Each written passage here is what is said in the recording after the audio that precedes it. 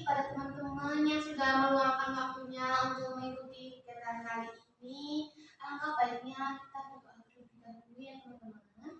Ya Bu. Ya Bu. Berdoa dimulai. Berdoa selesai. Oke, berhubung teman-teman sudah saling kenal, kan satu kelas ya. Kalau kayak gini, berarti sama ibu belum. Perkenalan terlebih dahulu ya teman-teman. Ya Bu. Oke, perkenalan dimulai dari ibu terlebih dahulu.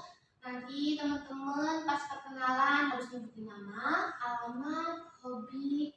Tapi harus diingat ya teman-teman. Nanti dilanjut di sebelah kanan ibu. Baik, perkenalkan nama ibu Sugeng Rahmatika, biasa dipanggil Ibu Suna. Ibu alamat dari Brebes, hobi ibu membaca. Silakan. Perkenalkan, nama saya Rizal Musyrahma, biasa dipanggil Nandra. Alamat saya di Jasem, hobi saya membaca. Oke, salam kenal. Selanjutnya Mbak. Perkenalkan, nama saya Himatul Ulia, biasa dipanggil Hima. Alamat saya dari Adiwarna, hobi saya membaca. Salam kenal. Perkenalkan, nama saya Anissa Yusian, disebut Inas. Alamat saya di Desa Widayam. Hobi saya yaitu menonton film. Salam kenal. Monggo Mbak. Perkenalkan, nama saya Aulia Ramadhani. Alamat saya di Talang, hobi saya menonton film. Salam kenal Aulia. Perkenalkan, nama saya Sisya Dinda Nursa. Alamat saya dari Garut, hobi saya membaca. Salam kenal Sia. Perkenalkan, nama saya Desanya Sadil. Alamat saya di Adiwarna. Hobi saya Salam kenal Gisani. Salam kenal Gisani. Perkenalkan, nama saya Fauzia Indriani, biasa dipanggil Fida. Alamat saya di Walarma. Hobi saya yaitu menonton drama. Salam kenal Fauzia. Perkenalkan, nama saya Hayya Izati, biasa dipanggil Ayah. Alamat saya di Dukumaru, hobi saya membaca. Salam kenal Ayah. Berhubung teman-teman sudah pada kenalan semua dan sudah saling kenal, sebelumnya ada yang sudah pernah mengikuti bimbingan kelompok dari kelas 10 mungkin? Iya Bu, aku udah tapi lupa. Udah lama banget. Kelas 10 kalau nggak salah. Jadi pernah tapi lupa ya. Iya. Oke. Nah, coba nih kakak mau bertanya dulu ya. Apa itu bimbingan kelompok? Mungkin dari sebelah kanan ada yang mau jawab. Oke. Bimbingan kelompok adalah suatu layanan bimbingan dan konseling di mana seorang konselor atau yang disebut dengan guru BK membimbing kelompok siswa untuk membahas topik-topik yang berguna dalam pengembangan pribadi, sosial maupun belajar. Oke, baik. Terima kasih. Dari sebelah kiri barangkali ada yang mau jawab. Silakan. Saya Bu. Oke, silakan. Bimbingan kelompok yaitu bimbingan dalam kelompok yang membantu siswa dalam memecahkan masalah dan mengembangkan diri. Oke, terima kasih jawabannya Mbak Saskia. Baik, di dalam bimbingan kelompok itu ada tujuan bimbingan kelompok. Kalau gitu ada yang berani menjelaskan tujuan dari bimbingan kelompok ini siapa? Ayo, saya Bu. Oke, silakan Mbak Uli. Menurut saya tujuan dari bimbingan kelompok itu untuk meningkatkan kemampuan bersosialisasi, khususnya kemampuan berkomunikasi dengan siswa. Oke, bagus. Ada yang ingin menambahkan dari jawaban Mbak Uli? Oke, silakan Mbak Aya. Kelompok itu juga bisa melatih keberanian kita untuk berpendapat, terus bersikap lebih terbuka sama sesama anggota, sama melatih kemampuan berkomunikasi. Oke, bagus. Nah, dalam bimbingan kelompok ini tadi kan udah ada pengertiannya dan tujuannya. Sekarang bimbingan kelompok juga ada manfaatnya, teman-teman. Oke, kalau gitu manfaat dari bimbingan kelompok ini apa? Ada yang mau jawab? Oke, silakan. Manfaat dari bimbingan kelompok itu adalah melatih kemampuan untuk berkomunikasi, berpikir kritis dan bekerjasama dalam mengatasi masalah, dan juga bisa mengembangkan pemahaman yang lebih luas tentang diri sendiri dan lingkungan. Oke, bagus sekali dari jawaban teman-teman yang sudah menjawab. Sedikit Ibu jelaskan mengenai bimbingan kelompok. Itu upaya memberikan arahan kepada peserta didik melalui aktivitas kelompok yang memanfaatkan dinamika kelompok agar mencapai tujuan bersama. Proses ini melibatkan saran, tanggapan, dan interaksi baik secara individu maupun kelompok. Nah, tujuan dari bimbingan kelompok ini itu untuk meningkatkan kemampuan sosialisasi dan keterampilan interpersonal peserta didik. Bisa dipahami teman-teman? Bisa, Ibu. Oke, baik kalau gitu untuk bimbingan kelompok ini ada beberapa asas, antara lain yang pertama asas kerahasiaan. Di sini harapannya teman-teman yang sudah berdiskusi tidak boleh dibicarakan di luar. Nah, yang kedua itu ada asas kesukarelaan. Teman-teman di sini mengikuti kegiatan bimbingan kelompok terpaksa apa enggak? Enggak. Berarti kemauan sendiri ya teman-teman. Iya. Oke, di sini itu sukarela dan tanpa ada paksaan. Itu asas kesukarelaan. Yang ketiga ada asas keterbukaan. Jadi teman-teman harapannya bisa terbuka satu sama lain, jangan ada yang dirahasiakan ya teman-teman. Oke, yang terakhir asas kemandirian. Di asas kemandirian ini setelah mengikuti bimbingan kelompok harapannya peserta didik bisa mencari solusi dari permasalahan yang sedang dihadapinya. Tuh, bisa dipahami? Bisa. Oke, bimbingan kelompok ini terdapat tahap-tahap, antara lain tahap pembentukan. Jadi di sini guru BK itu membentuk satu kelompok yang akan dibimbing. Yang kedua itu ada tahap peralihan, di mana tahap transisi yang memastikan peserta didik nyaman untuk siap melanjutkan tahap berikutnya. Yang ketiga itu tahap pelaksanaan.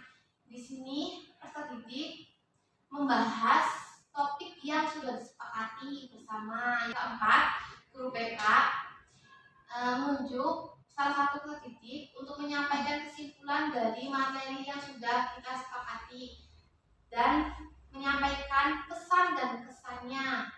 Itu teman-teman, dan diakhiri doa. Itu. Jadi pahami teman-teman? Bisa.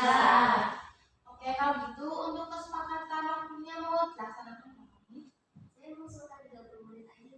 Oke, ada yang mau menambahkan lagi? 45 menit.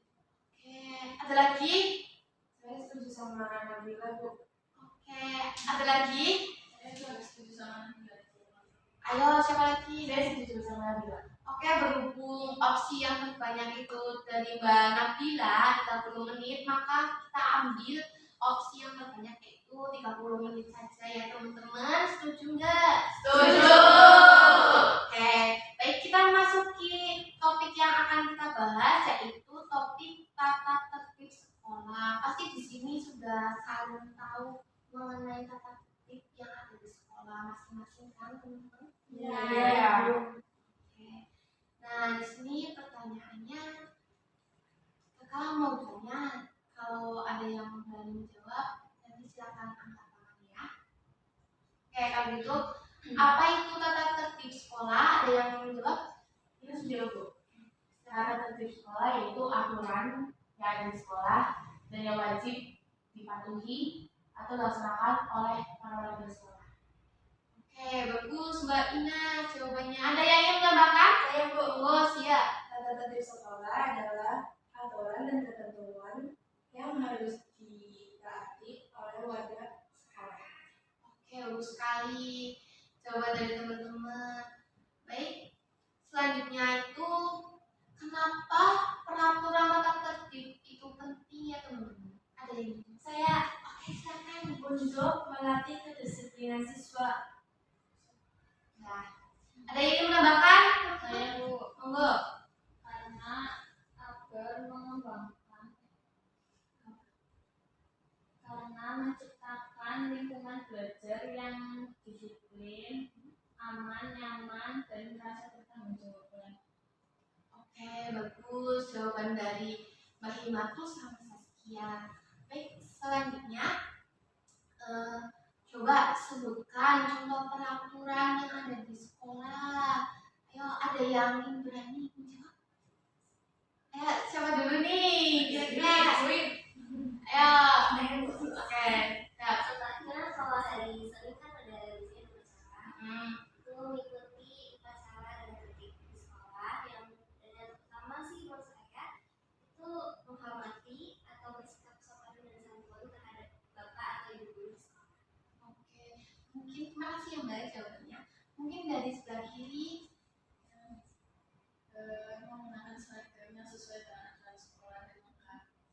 Kayak misalnya di Senin sama di Kamis sama Selasa Jumat kan pakainya di sekolah itu yang ada logo di sekolah. Terus juga datang tepat waktu.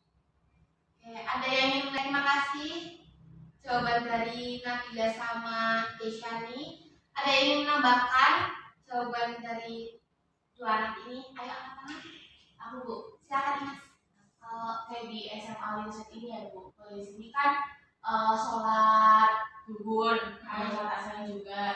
Nah itu tuh buat semuanya deh, itu jangan ada yang bolos, jadi harus ikutin semuanya. Jadi kayak misalnya yang perempuan gitu kan ada yang haid, nah jadi yang kalau misal udah jadwalnya sholat zuhur juga itu tetap ke masjid gitu. Nah terus kalau sholat asar cuma di kelas aja, nah tapi yang enggak haid itu juga itu harus ikut sholat dulu sama asal, jangan kayak pura-pura haid gitu. Jadi harus mematuhi aturan yang di sekolah kan, aturan seperti itu. Supaya nanti kan ada guru, kita kan nggak tahu ya Bu, barangkali ada ya hoki-hokian deh, sekarang ada guru yang keliling, terus nanti kita jadi kena hukum, jadi kita yang harus sendiri. Oke, terima kasih. Ternyata banyak juga ya peraturan di SMA ini ya teman-teman. Ada yang ingin menambahkan lagi? Atau udah cukup? Cukup. Oke. Baik. Pertanyaan berikutnya itu kalau ada siswa yang melanggar aturan yang sudah diterapkan di sekolah SMA ini, mungkin dampak bagi diri sendiri itu gimana ya teman-teman? Ada yang ingin menjawab? Saya Bu, menurut saya jika kita melanggar aturan, dampaknya itu kita bisa ditegur, sama dikasih sanksi sama guru, dan juga bisa menurunkan prestasi akademik kita. Ada yang ingin menambahkan teman-teman? Saya silakan. Ya, untuk dampaknya itu siswa jadi terutama di nilai ya Bu, seperti yang tadi Aulia jelaskan, bisa nilai akademik itu turun karena kan itu juga pengaruh dengan nilai sikap juga. Jadi nanti nilai sikap kita yang awalnya itu A jadi B atau C, terus juga kita bisa dikenal oleh warga sekolah tuh anak-anak yang maaf nggak benar gitu. Baik. Kita sedikit selingi dengan SPK-nya teman-teman. Setuju? Setuju. Kayak gini. SPK-nya itu kalau kakak bilang ulat panjang, panjang, ular pendek. Nanti kalau ada yang nggak fokus, nanti kakak kasih pertanyaan. Siap teman-teman? Siap. Oke, ini contoh dulu ya. Ayo kita mulai. Ayo. Ulat panjang. Ulat pendek. Ulat panjang. Ulat pendek. Ulat pendek. Ulat panjang. Ulat pendek. Ulat pendek. Ulat panjang. Ulat pendek.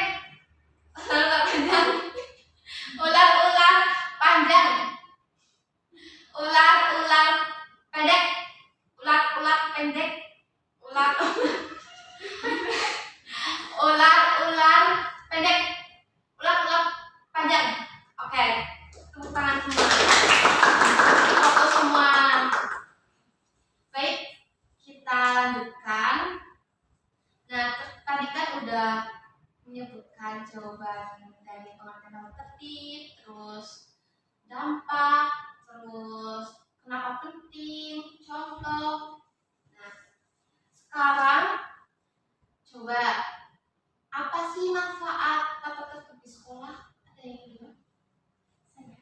Manfaat mematuhi tata tertib sekolah itu kita bisa terhindar dari hukuman atau sanksi, terus menciptakan lingkungan yang aman, damai, saling nyaman, sama membentuk karakter positif pada diri kita. Oke, bagus. Ada yang ingin tambahkan? Udah cukup? Cukup. Oke. Sebelum Ibu tutup sesi diskusi kali ini, gimana nih kesimpulan dari materi yang kita bahas? Ada yang ingin menjawab? Saya Bu. Untuk kesimpulannya yaitu terutama tata tertib itu juga sebenarnya itu bisa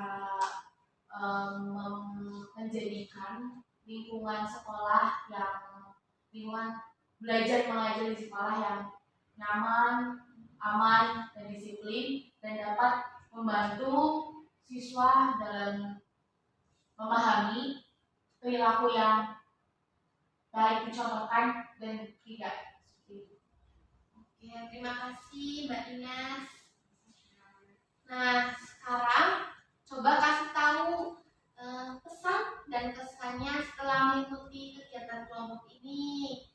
Kemungkinan dari pesannya dulu, ayo ada yang mau menjawab? Saya Bu, pesan dari saya, kita harus selalu mematuhi tata tertib di sekolah karena tata tertib menciptakan lingkungan yang nyaman, disiplin, dan kondusif untuk kita belajar. Oke, terima kasih Mbak Aulia. Nah, sekarang pesannya. Di sini ada yang mau juga? Oke, Mbak Aya silakan. Kesannya setelah saya mengikuti bimbingan kelompok di sini, saya jadi termotivasi untuk lebih mematuhi tata tertib di sekolah sehingga dapat membentuk karakter yang positif dari diri saya sendiri. Oke, terima kasih kepada teman-teman yang sudah mengikuti bimbingan kelompok ini. Mudah-mudahan kita selalu mematuhi tata tertib ya teman-teman yang ada di sekolah, jangan sampai melanggar gitu ya. Baik, Ibu akhiri.